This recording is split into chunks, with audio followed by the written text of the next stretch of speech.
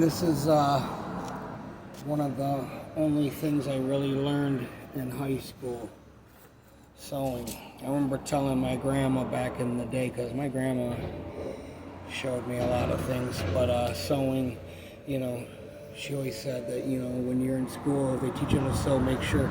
And I learned how to type too. But learning how to sew, like I can't tell you the amount of men I know that can't sew a button, can't thread a needle. And I remember being in my probably mid-20s and telling my grandma that women don't do what she can do anymore, like cook. Because I've only had like 2 girlfriends in 20-something years that knew how to cook. So whenever I met a girl and she'd want to cook, I'd go, don't worry about it. Because I just didn't want to like pretend that I liked their food.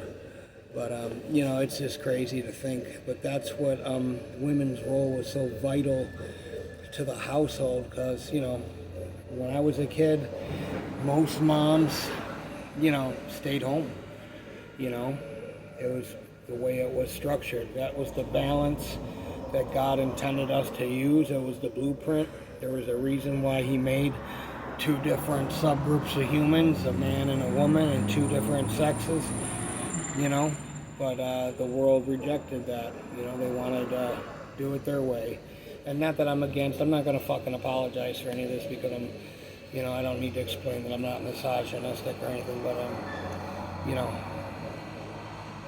it's put our youth at a great, and the house, Satan attacks the household, the family unit. You took the Bible out of schools, you take the woman, put her in a workplace, make things, and they're starting to show glimmers of, there were times where I would see shit where women would work and they would never, like I would go over to some kids' houses and the parents would never be home and we'd be watching fucking porn, playing with fire, and I'm talking like 5th, 6th grade.